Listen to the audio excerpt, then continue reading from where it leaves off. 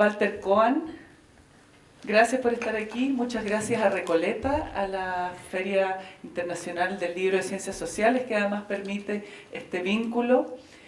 Por todo tu trabajo, además, que has desarrollado en torno a Paulo Freire y a las metodologías que has trabajado por ti mismo y con el grupo, que ya nos contarás.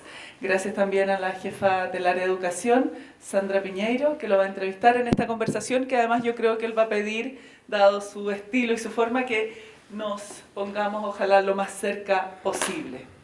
Así que muchas gracias, bienvenidas, bienvenidos. El escenario es suyo. Bueno, quería contarles un poco quién es Walter Cohen. Bueno, él nace en Buenos Aires, estudia... Estoy atento, porque si lo sabés, me encantaría saberlo. ¿Ah? Estuve indagando por ahí. Bueno, estudia en la misma ciudad filosofía y realiza sus estudios de doctorado y postdoctorado en México y en Francia. Dentro de sus principales estudios está relacionado con infancia, filosofía antigua y filosofía de la educación. Actualmente es profesor titular de Filosofía de la Educación en la Universidad del Estado de Río de Janeiro y además investigador del Consejo Nacional de Investigaciones en Brasil. Y participaste también en varias universidades como profesor visitante en América Latina, Canadá, Francia e Italia. ¿Sí? ¿Es verdad todo eso? ¿Todo es verdad? Bueno. Y además, fuiste parte del Consejo Internacional para la Investigación de Filosofía con niñeces.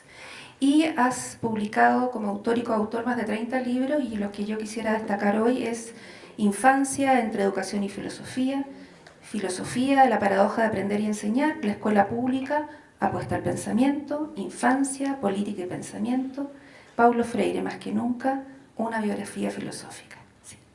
Vamos bien entonces. Para comenzar, ¿sí? En base a la perspectiva que defines tú y miras la infancia, quisiera abordar el sentido de la apropiación del conocimiento y cómo esa apropiación del conocimiento tiene relación con la memoria de la infancia y las memorias culturales, sociales y de las infancias también de la dictadura. Entiendo que para eso vamos a ver un pequeño video, un fragmento de un video, y ahí conversamos un poquito más. ¿Te parece? Buenísimo. Sí. Gracias. Sí, ¿puedo agradecer antes? Sí. Agradezco mucho la invitación, Fernanda, Magdalena, todo el equipo del Museo de la Memoria, Sandra, que es mi otra yo, porque contaba un secreto que, bueno, voy a contarlo, total no es tan secreto, pero cuando uno dice que voy a presentar quién es Walter Cohen, en realidad ella tendría que haber presentado a Sandra con su nombre, porque le contaba a Sandra antes de venir acá que cuando yo nací mi mamá era el segundo embarazo y era muy distinto del primero, que había sido un varón. Entonces mi mamá estaba convencidísima a los 9 meses que yo iba a ser Sandra, y la decepción fue tan grande que ni siquiera el nombre lo puso ahí un tío que mi mamá no quería saber ni del nombre. Pero siempre que encuentro una Sandra es como encontrarme a quien podría haber sido, o quien soy sin darme cuenta o sin saberlo. Y el video que vamos a ver, pensamos, además agradezco mucho estar acá, me emociona mucho. Tengo abajo mi camiseta de las Madres de Plaza de Mayo. Aquí. Pensé que me... No quiero hacer un striptease así.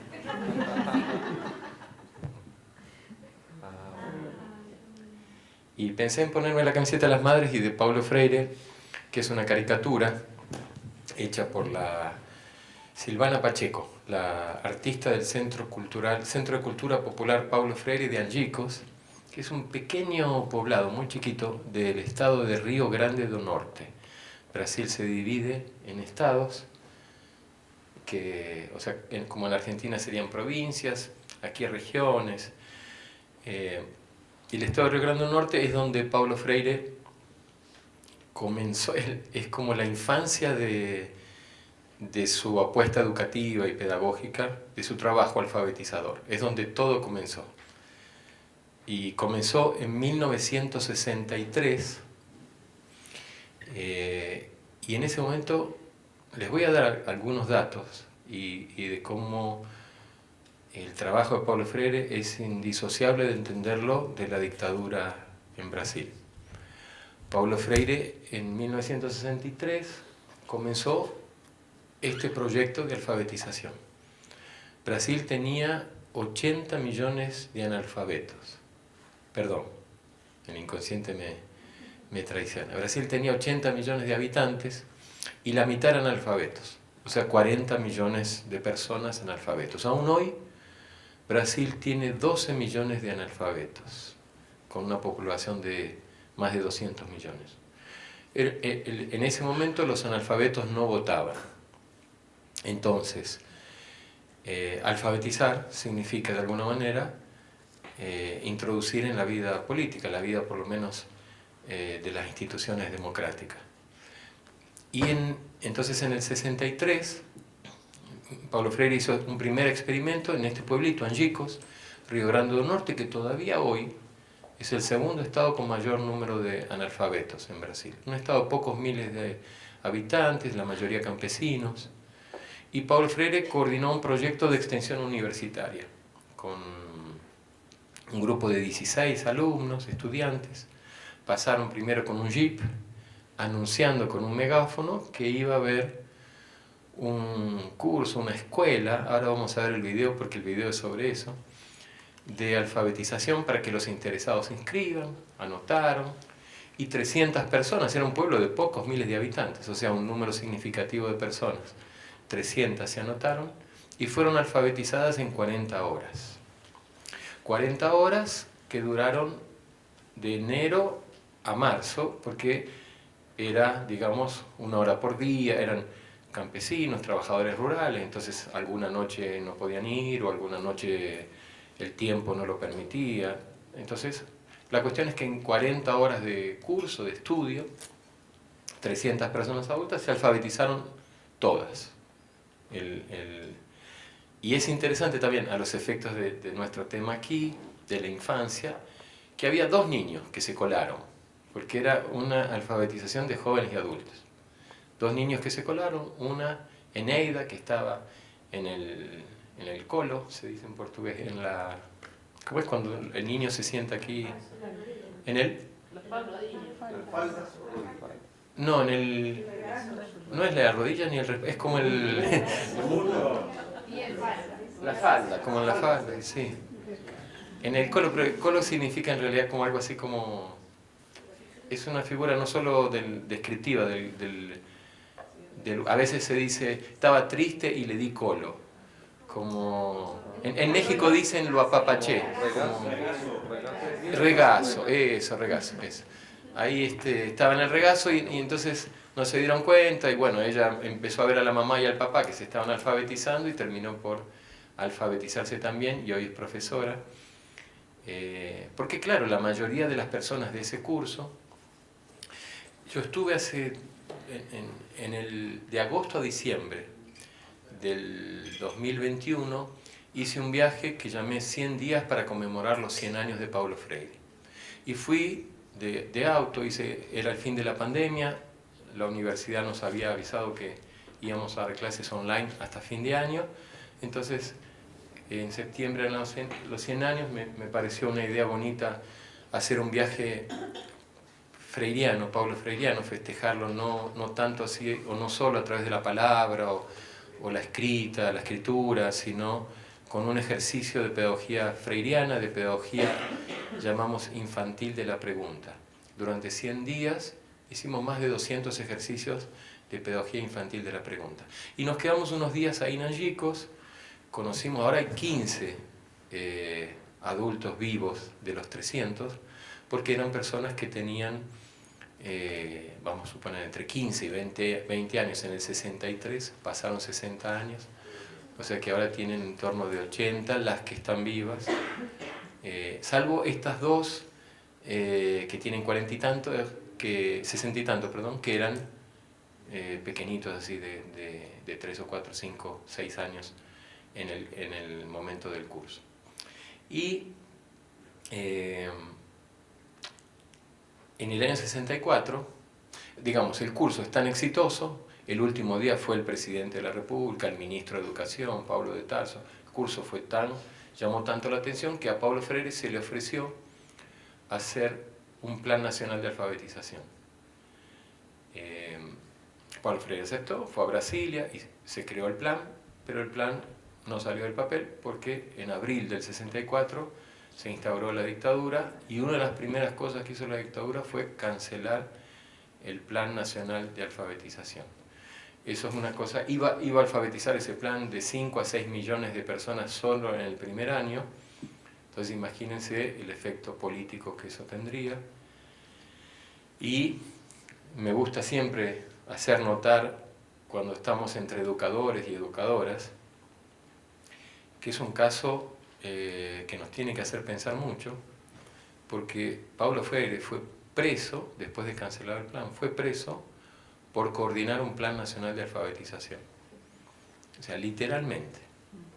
No conozco muchos países, generalmente alguien va preso porque mata a alguien, porque, en fin, es difícil decir por qué alguien va preso.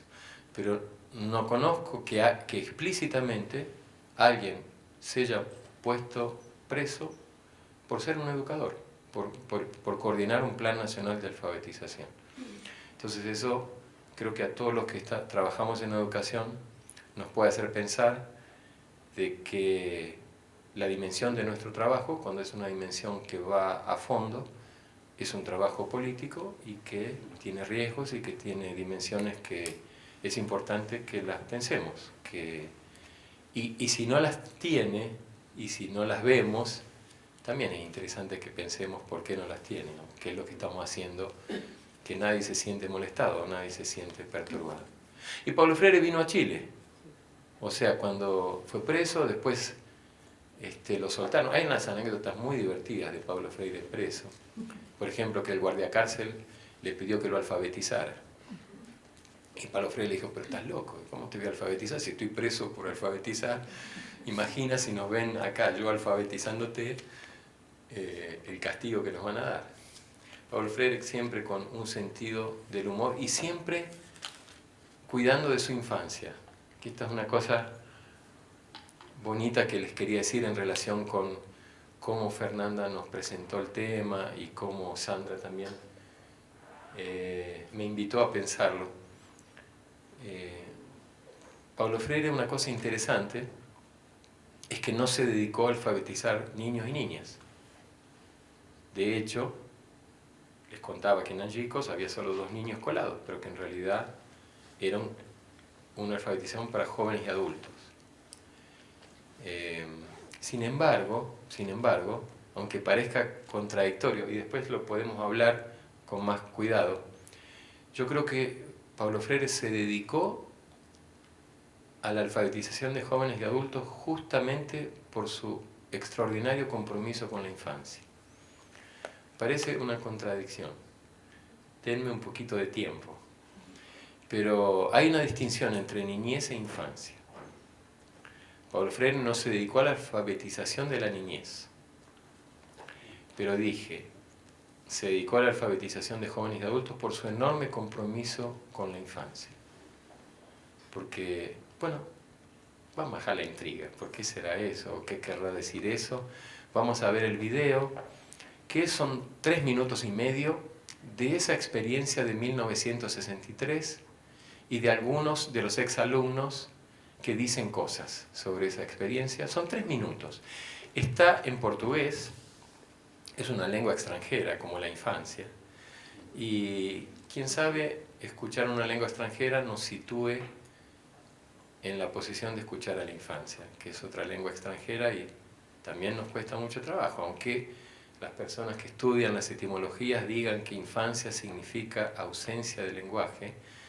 Puede ser que la etimología signifique eso, pero en verdad la infancia no es una ausencia de lenguaje, sino una lengua extranjera, otra lengua, que generalmente nos cuesta escuchar y que tratemos que hable nuestra lengua. A veces el esfuerzo de la escuela, sobre todo, es que la infancia hable una lengua adulta. Bueno, de todas estas cosas podremos hablar. Yo en realidad solo estoy anticipando, provocando alguna sonrisa y algún pensamiento, alguna pregunta, y preparando este video que además está en portugués, decía, está subtitulado, pero no se preocupen, si no entienden portugués, no se preocupen, en realidad traten de sentir un poco la atmósfera, es para que, sobre todo para que las palabras tomen una forma concreta un poco más relacionada con el contexto del trabajo y demás, y después hablamos un poquito del video. Angicos não foi escolhida por acaso. Angicos foi escolhida porque naquele contexto era o lugar em que havia o maior índice de analfabetismo do estado do Rio Grande do Norte. Começou assim, apareceu um jipe aí na rua, na cidade, né? Anunciando essas escolas, essa escola que ia ter. Aí mamãe disse, você não vai não, se for quando seu pai chegar eu faço ele dar uma surra. Digo, eu não me importo, aí me ajuntei mais minha irmã, digo, vamos embora.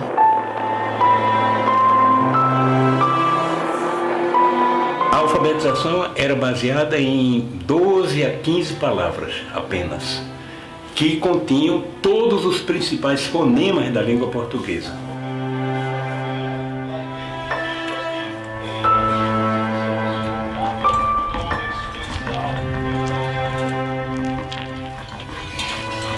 E no debate sobre a palavra trabalho, o que é que vem? Vem as condições de trabalho. Aí evoca discussão sobre trabalho, condições de trabalho, remuneração de trabalho, entende? Garantias, direitos, deveres. Na época, analfabeto não votava. Então você imagine o que era. Você passa a ter mais ou menos 6 milhões de novos eleitores em um ano.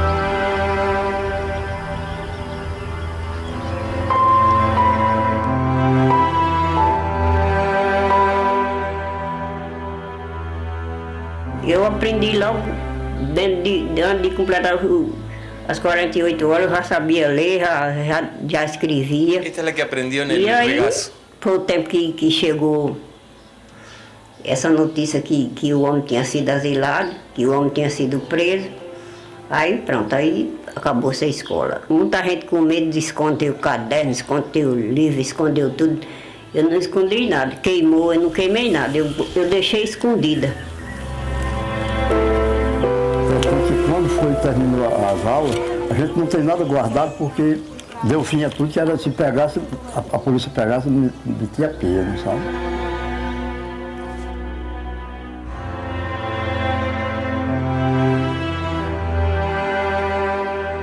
Desde então, nunca mais Paulo Freire entrou no Ministério da Educação.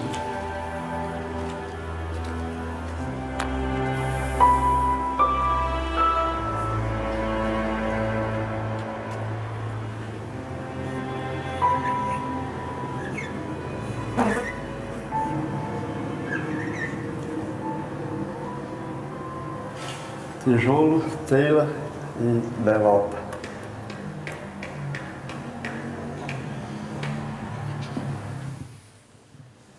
Bueno, buenísimo.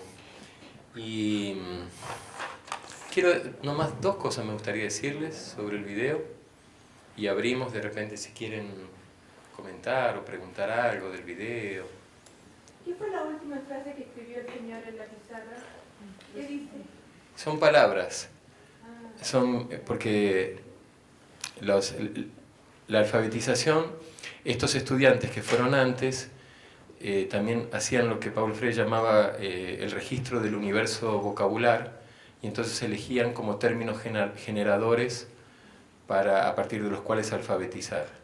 Entonces ahí estaba la palabra trabajo, estaba la palabra ladrillo, que sería la traducción de ladrillo, o sea, las palabras con las cuales, como reescribir las palabras con las cuales se alfabetizó. Y dos cosas que cuando yo estuve en Angicos ahora, visitando a los exalumnos, por este tema que nos trae acá de memoria, dictadura, infancia, y vieron que ahí varias veces la Francisca de Brito dice que ella no quemó, pero escondió. Después dice que metieron preso al hombre. Vieron que ni siquiera puede nombrar a Paulo Freire. Dice, el hombre fue preso, el hombre fue exiliado, y dice, se acabó la escuela. O sea, vean qué interesante, que de hecho, no, vuelvo a decirlo, no era una escuela, pero estas prácticas eran vistas como un hacer escuela. Y en este viaje yo iba, cuando visité a los 15 exalumnos, les llevamos un libro, le entregábamos un libro sobre Paulo Freire, justamente la relación de Paulo Freire en la infancia. Paulo Freire, un niño de 100 años. Y les quiero comentar dos reacciones distintas. En general, los exalumnos recibían el libro, agradecían, son personas que siguen sin tener prácticas de lectura. Angicos también es impresionante como radiografía del efecto de la dictadura y del efecto de la historia, que Brasil continúa pagando hoy, como les decía, 12 millones de analfabetos aún. Entonces, una de las alfabetizandas, que no aparece acá en el video, le entregamos el libro, y cuando le damos el libro hace así, como lo rechaza. Nosotros nos llamó la atención, ¿verdad? Un libro, ¿no? Estamos dando un libro. Y ahí conversando de a poquito, todavía esta persona tiene en el cuerpo el registro de que los libros son muy peligrosos. Y que tener un libro de Paulo Freire en casa es muy peligroso. 60 años después, aparentemente en una realidad completamente diferente. Claro, conversamos, después aceptó el libro, se lo quedó, lo agradeció. Pero vean ese gesto de reacción de algo que parece tan lejano y tan distante. Y el otro gesto, que es más esperanzador y que da para sonreír más, es el de Paulo Alves, este señor que cuando le entregamos el libro, era un lunes en la noche, le entregamos el libro y nos dice, ¿hasta cuándo se queda? Y decimos, era un lunes, vamos a suponer, el jueves a la mañana, no, nos vamos. Dice, bueno, véngase de vuelta el miércoles a la noche. Bueno, miércoles a la noche venimos. Ahí el miércoles estábamos visitando escuelas y otras personas, se nos hizo tarde, eran algo así como las 9:30, 10 de la noche, y la persona que estaba acompañando nos dice, no, mejor no vayamos porque estas personas se acuestan muy temprano, se levantan a las 4, 4:30, seguramente va a estar durmiendo. Por suerte yo insistí mucho, pero mire, si combinamos, ¿cómo no vamos a ir? Y le digo, bueno, hagamos una cosa, vayamos, y si vemos que hay luz, tocamos la puerta, y si no hay luz, nos volvemos. Y bueno, llegamos, y estaba Paulo Alves sentado en la puerta con 2 sillas, con el libro que había leído, y quería comentar con nosotros, quería hablar sobre el libro. Entonces vean cómo la historia está abierta, y cómo también la manera de enfrentar esta historia es siempre diferente, diversa, y da para mucho. Quisiera tomarme de lo que has dicho, pero haciendo como una metáfora, ¿no? Nosotros como museo alfabetizamos en derechos humanos, ¿no? No sé si es correcto decirlo así, pero en el marco de esta conversación. Entonces mi pregunta es cómo tú enfocas el trabajo o la experiencia, la relación con las infancias y este espacio que requiere y que tiene un mandato que es, entre comillas, alfabetizar, ¿no?, sobre derechos humanos. Sí, a mí la expresión alfabetizar en derechos humanos me gusta mucho. Porque te cuento una historia que podemos ser, como se dice, parceiros en portugués. Podemos ser como trabajar juntos, en el sentido de que nosotros, a partir de este viaje, inventamos una manera de trabajar que la llamamos alfabetización filosófica. Y algunas, es decir, Paulo Freire hizo un trabajo de alfabetización, digamos así, que se puede entender como una alfabetización lingüística y política, como un leer la palabra y leer el mundo, o releer el mundo. Como esa lectura del mundo que para Paulo Freire precedía a toda lectura de la palabra. Y nosotros, inspirados en esta realidad y en trabajos que después pasamos a hacer con la Secretaría de Educación del Estado de Rio Grande do Norte, pensamos que sería bueno trabajar la alfabetización filosófica de las personas de todas las edades. ¿Y qué sería la alfabetización filosófica? Sería como alfabetizar no solo la palabra y no tanto el mundo, sino la manera en que pensamos y nos relacionamos con la palabra y con el mundo. Entonces la alfabetización filosófica tendría algo que ver con una alfabetización en la escucha, en el preguntar, en el pensar juntos, en el dialogar, en fin, en lo que pensamos. O sea que tiene mucho que ver con una alfabetización de derechos humanos, y digo también porque hay una cuestión técnica que algunas personas técnicamente del área de lingüística hacen una distinción entre alfabetización y letramiento, o diversos otros términos que muchas veces a nosotros se nos cuestionaba. ¿Por qué alfabetización filosófica y no letramiento? ¿O por qué alfabetización en derechos humanos y no letramiento? Pero creo que podemos pensar juntos en ese sentido de que tiene que ver con, en el fondo, prepararnos para comenzar. Vieron ustedes que Francisco Abrito en un momento, cuando comienza a contar, dice, todo comenzó así. Que es muy bonito, ¿verdad? Todo comenzó así. Porque es como una búsqueda de la infancia. La infancia es, además de la edad, o sobre todo, es una fuerza de comienzo, una fuerza de inicio, es una fuerza de ver el mundo como si fuera la primera vez, de hacer una pregunta como si fuera la primera pregunta. Por eso la infancia no es tanto lo que alfabetizamos o lo que educamos, sino es más bien una fuerza que nos ayuda a educar. Es algo que precisamos mantener vivo para educar a las personas de todas las edades. Imagínense si educadores y educadoras entráramos al aula infantilmente, o sea, como si fuera la primera vez que entramos cada vez que lo hacemos. Imaginan si escuchásemos la pregunta de un niño y de una niña como si fuese la primera pregunta que escuchamos. Imaginasen si habitásemos el tiempo presente que habita un niño o una niña cuando juega. Y esto Paulo Freire lo tenía clarísimo, en dos sentidos. Una, porque decía que aunque él no se dedicó a la educación de la infancia, todas sus ideas sobre educación venían de su primera infancia, de cómo él había sido alfabetizado. Y Paulo Freire fue alfabetizado en el jardín de su casa, a la sombra de un árbol de mango. Hay un libro, publicó un libro que es como una autobiografía, que en portugués se llama A sombra de uma mangueira, y en castellano creo que le han puesto a la sombra de un árbol, no le especificaron que es un mango,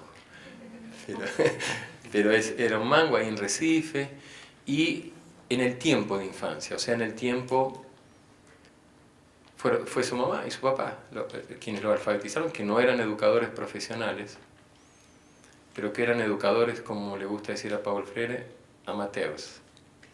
O sea, que amaban, la etimología de la palabra amateur es el que ama, que amaban el trabajo y que amaban ese tiempo. Paulo Freire dice, tenía todo el tiempo del mundo para preguntar, tenía un tiempo de infancia.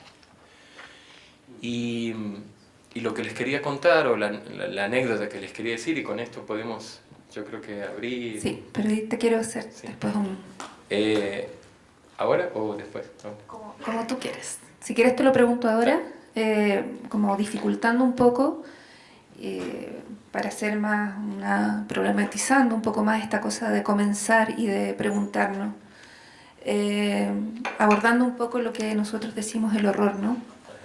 De hecho, en la muestra principal tenemos un espacio donde tenemos un catre. Es cómo abordamos, cómo comenzamos, cómo nos preguntamos desde las infancias, sin edad y con edad, sobre eso.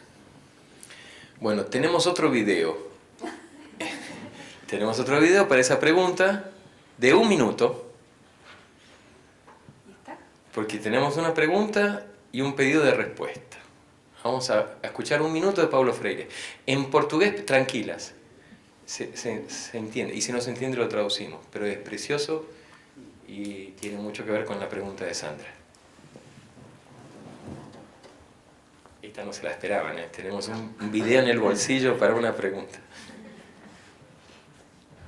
E que nós estamos vivendo no Brasil, é que ela vem sendo, para falar só no Brasil, mas não é só aqui, é que ela vem sendo, sobretudo, uma educação da resposta, e não uma educação da pergunta, da pergunta fundamental. Eu acho que para ti, como filósofa, essa coisa até que bate muito.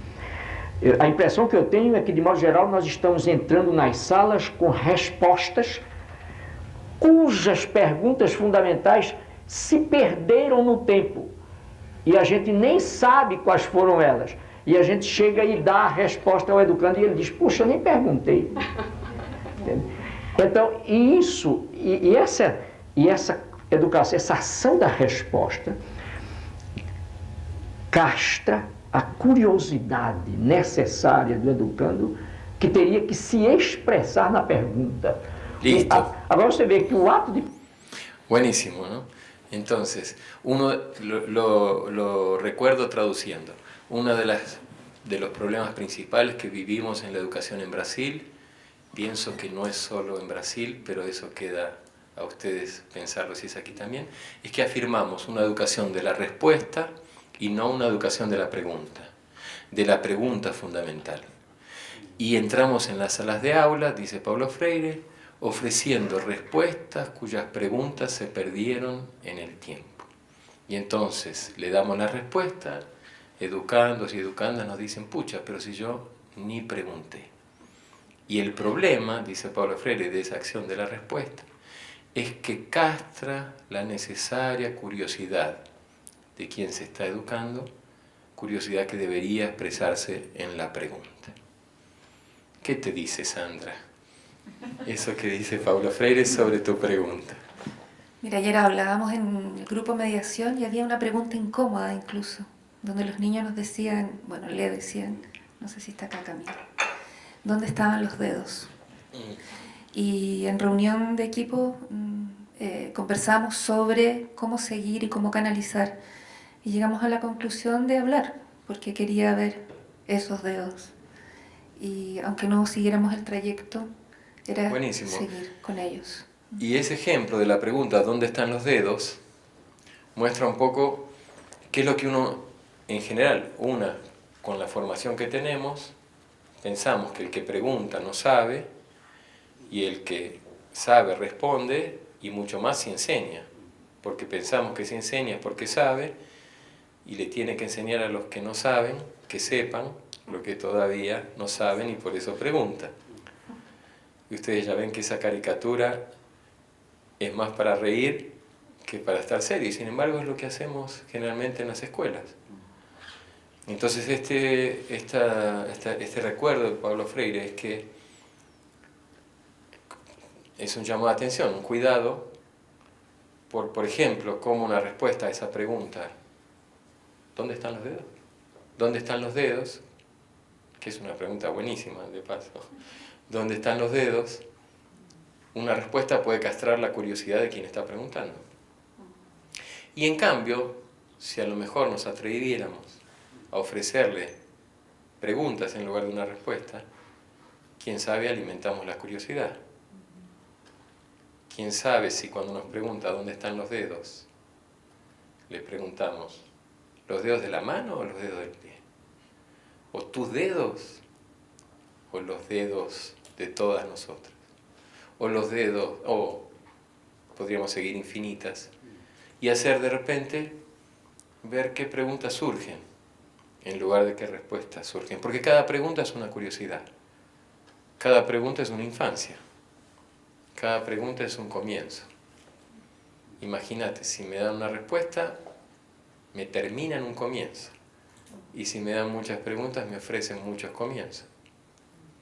¿Qué sería más interesante hacer con una pregunta? Por suerte concluimos eso.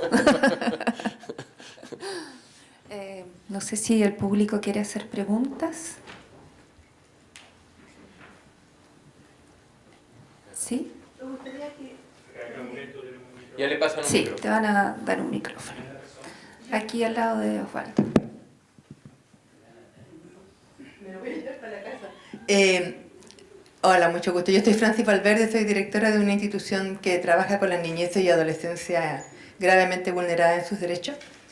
Y me interesaría que profundizaras en el concepto o en la idea que planteaste de la diferencia entre niñez e infancia, ¿ya? Creo que es muy interesante porque acá hay toda una discusión de que no hay que usar el concepto infancia, etcétera, etcétera, ¿vale? Sí, Francis, cómo no, gracias por venir. Y ahora me cuesta, porque si le respondo le castro una curiosidad. Y si no le respondo, entonces, ¿cómo responder sin responder? ¿Qué decirle con una pregunta? ¿Usted escuchó hablar alguna vez de cómo los griegos llamaban la palabra tiempo? ¿Usted escuchó alguna vez que los griegos tenían 3 palabras para tiempo? Tenían cronos, tenían kairos y tenían aion. Cronos es el número del movimiento, según el antes y el después. Es el tiempo del reloj o del calendario, el tiempo de los cronogramas escolares, de las planificaciones, meses, años, semestres, periodos. Es un tiempo igual para todos y es un tiempo que organiza. La escuela, sobre todo, una institución cronológica.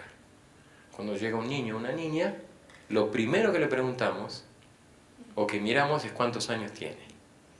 No nos interesa tanto si le gusta la música o el teatro, si hace preguntas o no hace preguntas, nos interesa los años.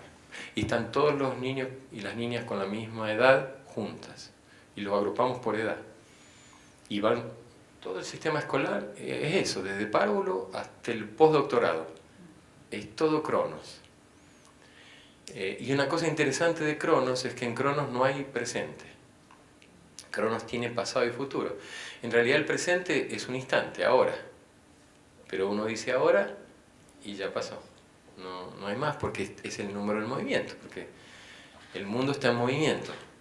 Los relojes están en movimiento. Si un reloj parase, es porque no anda bien, hay que cambiar la pila. En Cronos no hay presente, a no ser una bisagra que se va moviendo y que cuando todavía no la decimos está en el futuro, pero una vez que la pronunciamos ya pasó. No hay presente. Eso lo subrayo porque significaría que en la escuela no hay presente, por lo menos según Cronos, porque uno está en el pasado, en el futuro, está planeando cosas para hacer o las ha hecho y las está recuperando. Bueno, Kairos es el tiempo de la oportunidad. Hoy es una magnífica oportunidad. Han conseguido varias cosas para que podamos estar aquí. Agradezco mucho la organización, ustedes que han venido. Justo encontramos un momento, mi vuelo sale a las 5 de la tarde, pudimos hacerlo aquí. Es el momento oportuno. No lo podríamos haber hecho en otro momento. Es la oportunidad de hacer las cosas. Es un poquito de calidad en Cronos, porque Cronos es todo igual. Todos los minutos son iguales a otros minutos, tienen que tener 60 segundos, si no, no son minutos. Es indiferenciado. Para poder medir y organizar, la calidad de Cronos es toda monótona. No hay diferencias de cualidad. En cambio, Kairos es como que nos dijera, no todos los minutos son iguales. Hay minutos en que se pueden hacer algunas cosas y no otras. A veces nos pasa con un proyecto, a veces nos pasa con un encuentro, nos pasa con un pasaje, vamos a la estación de tren y 1 minuto tarde y es un desastre. O sea, si partió el tren, el día ese se nos arruina, o si perdemos el computador, lo dejamos en el avión, entonces es un momento fatal, inoportuno. Era el momento en que nos debíamos haber recordado guardarlo. Ese es Kairos. Y luego está Aion. Aion, dice Heráclito en el fragmento 52, es muy bonito ese fragmento, es maravilloso. dice aion, que es tiempo también, porque las tres palabras son tiempo. Cronos, kairos y aion son tiempo, solo que son tiempos distintos. Aion, dice Heráclito, el tiempo, es muy bonita el fragmento. Son 5 palabras. Es un niño que niñea, un niño que juega, el tiempo de un niño. Aion, el reino de un niño, perdón. Aion es un niño, digo que niñea, porque en griego se dice pais paizo. Pais, que es niño, paizo, que es el participio. Haciendo lo que hace un niño, niñando sería. Generalmente se traduce juega, porque se piensa que lo más propio que hace un niño es jugar, pero prefiero decírselos así para que quede más abierto lo que significa. Un niño haciendo cosas de niño, o una niña haciendo cosas de niña, un niño niñando, el reino de un niño. O sea que así como pareciera que Cronos es un tiempo adulto, pareciera que Aion es un tiempo infantil. Parece que el niño cuando juega, no juega mirando para el reloj, o no juega en el pasado y en el futuro, que es el tiempo de Cronos, sino que juega en otro tiempo, en un tiempo presente. Los griegos simbolizaban Cronos con una línea. Cronos es una línea porque el inicio es el punto más distante del fin y anda siempre en la misma dirección. El reloj pasa así siempre, monótonamente, para el mismo lado. Y mucho menos ni hablar de que vuelva para atrás. Imagínense un reloj que retrocediese. Se volvió loco, decimos, está volviendo atrás en el tiempo. Siempre tiene que andar para adelante. Y en la línea, cuando pensamos la vida humana como una línea, discúlpame toda la vuelta esta, para también no responderte disimuladamente, para no matar tu curiosidad, que cuando pensamos que la vida humana es una línea, entonces ahí identificamos a la niñez como la primera etapa de la vida. O sea, la niñez es un concepto cronológico. Supone, por eso esta vuelta, es un tiempo cronológico, porque se puede medir. La niñez es cantidad de años. Hay primera niñez incluso, segunda, hay muchas maneras, pero lo único que cambia es cantidad de tiempo, porque es un concepto cronológico. Si decimos 3 años o decimos 6, es el doble de tiempo, pero no deja de ser cantidad de tiempo. Ya la infancia es un concepto aiónico. La infancia no es el tiempo cronos de las edades, sino el tiempo de un niño que juega. Aion, los griegos lo graficaban con un círculo, porque en el círculo el inicio y el fin coinciden. Es como si fuera todo presente. Vos podés comenzar el círculo en cualquier punto, pero lo vas a tener que terminar en el mismo punto, porque no hay movimiento, no hay futuro, no hay pasado, hay presente. Hay un niño que juega. Entonces, por ejemplo, Paulo Freire decía, mira, Paulo Freire con 68 años recibió un premio en Ponzaco, Italia, en una biblioteca comunitaria en la provincia de Toscana, un premio maravilloso, les va a emocionar, a mí me emociona cada vez que lo digo, el premio de Bambino Permanente, con 68 años. Niño permanente, o sea, Paulo Freire con 68 años no estaba en la niñez, no era cronológicamente un niño, pero permanecía en el tiempo de infancia. Y permanecía es bonito, porque es permanecer en el tiempo, cosa que uno no puede hacer en cronos, por suerte. O sea, el tiempo pasa, uno envejece, es imposible, pero tal vez se pueda hacer en otros tiempos. Por eso Paulo Freire no se dedicó a la educación de la niñez, pero pensaba que para cualquier educador de todas las edades es una condición mantener viva su infancia. En otra conferencia, en la Universidad de San Pablo, una conferencia sobre educación y derechos humanos, Paulo Freire dice así: una de las mejores cosas que hice en mi vida, mejor que los libros que escribí, y debe ser una cosa extraordinaria, porque Paulo Freire escribió el libro más citado en el mundo en el área de educación, La pedagogía del oprimido, y no creo que haya otro latinoamericano que pueda decir: escribí el libro más citado en un área del saber, ni las ciencias físicas, duras, blandas, no creo que haya otro. Y Paulo Freire dice que hay algo que hizo mejor que eso, entonces debe ser una cosa fabulosa, fantástica. ¿No es cierto? ¿Qué les parece? Fantástico. Entonces, una de las mejores cosas que hice en mi vida, mejor que los libros que escribí, fue... ¿Qué les parece? ¿Qué será? Cha. ¿A alguien se le ocurre? ¿Qué puede ser? Pablo, Jugar. Tiene que ver con jugar. Muy bien, tiene que ver con jugar. Calentito. Alfabetizar, no tanto, es muy adulto me parece. Tiene más que ver con jugar, yo creo. Ser niño. Ser niño, dice así: una de las mejores cosas que hice en mi vida, mejor que los libros que escribí, fue no dejar morir al niño que no pude ser y al niño que fui en mí. Extraordinaria. No dejar morir al niño que no pude ser y al niño que fui en mí. Como una condición para una educación transformadora, revolucionaria, en derechos humanos, emancipadora. No solo al niño que fui, al niño que no pude ser. Es extraordinario. Espero no haberte respondido. Discúlpame si respondí.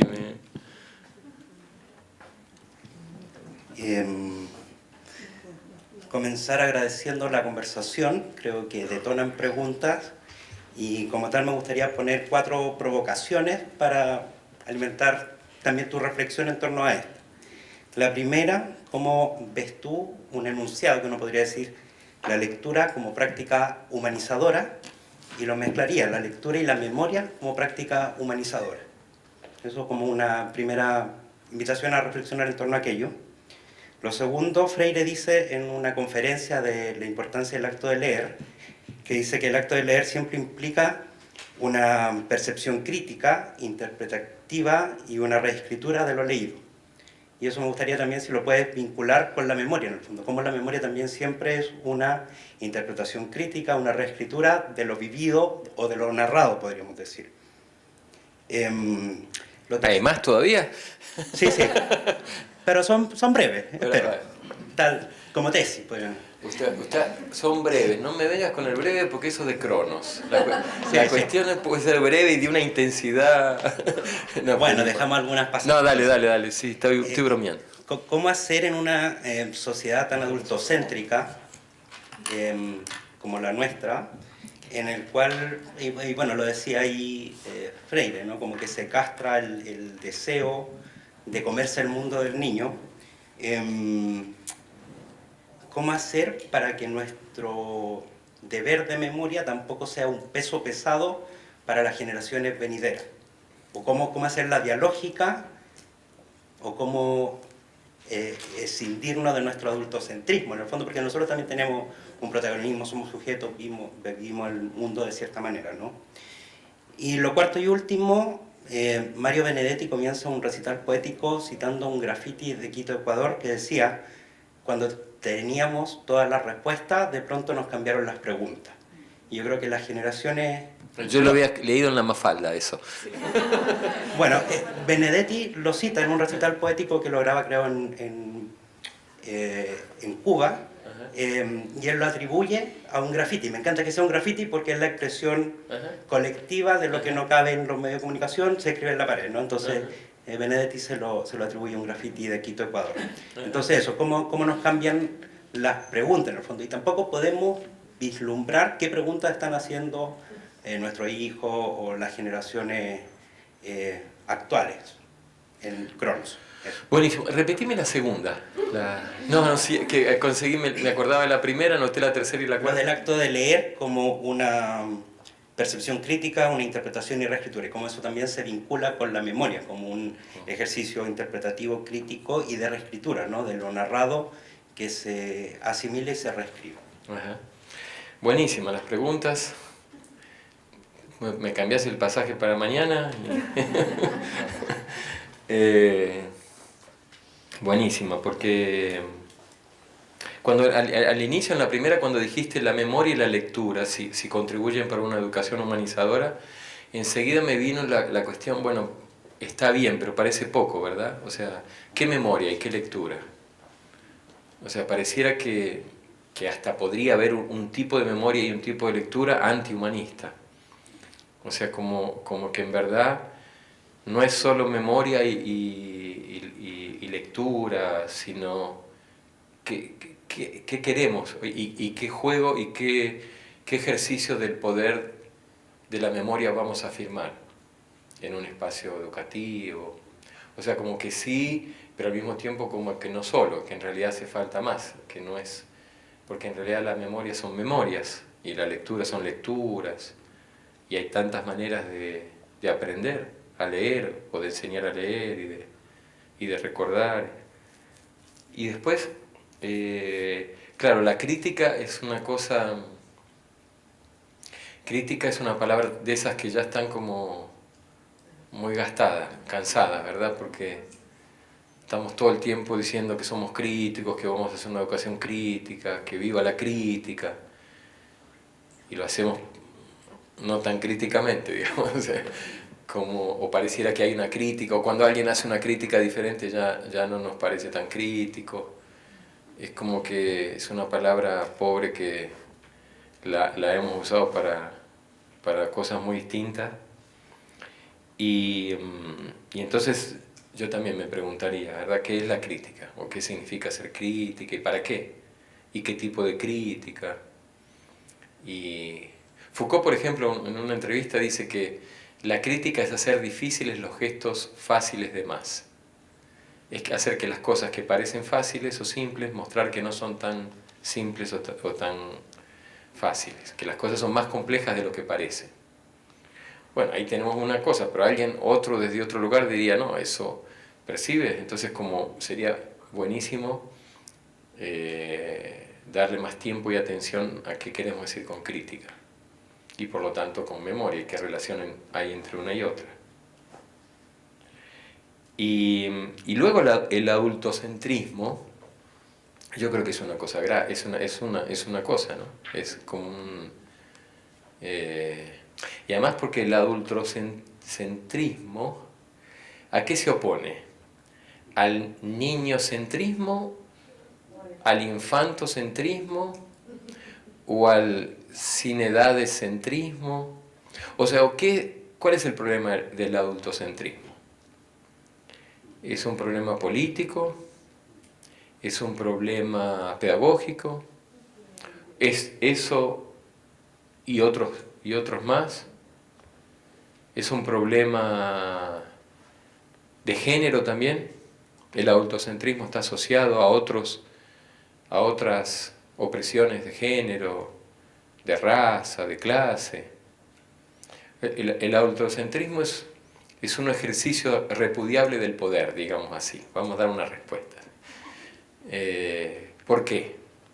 Y está acompañado de cuáles otros. ¿Y cómo podríamos combatirlo para no hacer otro ejercicio que después en otro momento se vuelva tan poco interesante del poder y que sea, digamos, que vaya un poco más allá de los centrismos? O sea, criticamos el adultocentrismo pensando en qué forma de ejercer el poder que nos gustaría o que nos interesaría contraponer. Digo, el poder de escribir, de leer, de preguntar, de enseñar, de soñar. Y el graffiti es bárbaro, sí, cuando aprendí me cambiaron todas las preguntas, es buenísimo porque muestra que incluso es inútil el tema de las preguntas las respuestas se vuelven obsoletas. Pero es difícil que algunas preguntas se vuelvan obsoletas. O sea, de una respuesta uno puede decir muchas cosas, que es correcta e incorrecta, que es obsoleta o que es contemporánea, que es adecuada o inadecuada, que es verdadera o falsa. Y una pregunta, ¿se puede decir que es verdadera o falsa una pregunta? ¿Se puede hacer una pregunta que es obsoleta? ¿Se puede decir de una pregunta que no es correcta? Las preguntas, y tal vez por eso, cuando aprendí las respuestas me cambiaron las preguntas, porque en verdad pareciera que las preguntas tienen otra vida que las respuestas, que están en otro tiempo, tal vez por eso. Porque tal vez el tiempo del juego se parezca con el tiempo del preguntar, y del pensar, y del soñar, y del amar, y quién sabe del educar. Tal vez solo se pueda educar en un tiempo de infancia, y no en el tiempo de las edades, o el tiempo que la escuela nos exige. Con lo cual tenemos un problema bárbaro, una imposibilidad casi, una paradoja. Como el proyecto que veíamos en Recoleta, ocio pedagógico. Saben que la palabra escuela es una palabra tiempo. Escuela viene del griego escholé, que significa tiempo libre. Eso es una cosa fantástica que conversábamos el otro día con Fernanda. Simón Rodríguez, el maestro de Simón Bolívar, dice: critiquen mucho a los que hacen negocio con la educación y con las escuelas. Digan palabras feas. Critiquen mucho, nunca van a decirlo bastante. ¿Por qué? Porque el que hace negocio con la escuela, negocio viene del latín negotium. Negotium es la negación del otium. Otium es la traducción latina de escuela. O sea, quien hace negocio niega la escuela, hace una antiescuela. Dice Simón Rodríguez en el siglo XVIII, el maestro de Simón Bolívar. Por eso cuando yo vi por primera vez el proyecto Ocio Pedagógico, me pareció maravilloso, porque es la afirmación de la escuela. Es querer que la escuela sea una escuela, que se viva un poco de tiempo de escuela, y no solo el tiempo de la producción, el tiempo de los currículos, el tiempo de las leyes que nos exigen estar todo el tiempo lanzados para el futuro y no habitar el presente. Por eso es bueno perder un poco de tiempo en la escuela. Las escuelas fueron hechas para perder tiempo. Porque ¿qué otra cosa? ¿Para qué sirve leer si no es para perder tiempo? ¿Para qué sirve preguntar si no es para perder tiempo? Uno con la respuesta va más. ¿Para qué sirve jugar si no es para perder tiempo? ¿Para qué sirve amar si no es para perder tiempo? Entonces una pregunta es: ¿qué tiempo queremos vivir en la escuela? No sé cómo estamos de tiempo, pero me quiero tomar de algo e ir cerrando ya. De alguna manera la palabra adultocentrismo llegó al poder, ¿no? ¿Cuál es el poder de la infancia? Buenísimo. Maravillosa pregunta, ¿verdad? Para cerrar con una pregunta. ¿Y qué hacemos cuando una pregunta es muy buena? Le hacemos más preguntas, ¿no es cierto? No la respondamos, porque si no matamos una curiosidad. A ver, ¿qué preguntas nos sugiere esa pregunta de Sandra? ¿Cuál es el poder de la infancia? A mí me surge una enseguida. ¿Hay un poder o hay poderes? ¿Hay una infancia o hay infancias? La pregunta sería: ¿cuál es el poder de la infancia o cuáles son los poderes de las infancias? ¿Quién más quiere hacer una pregunta a la pregunta de Sandra?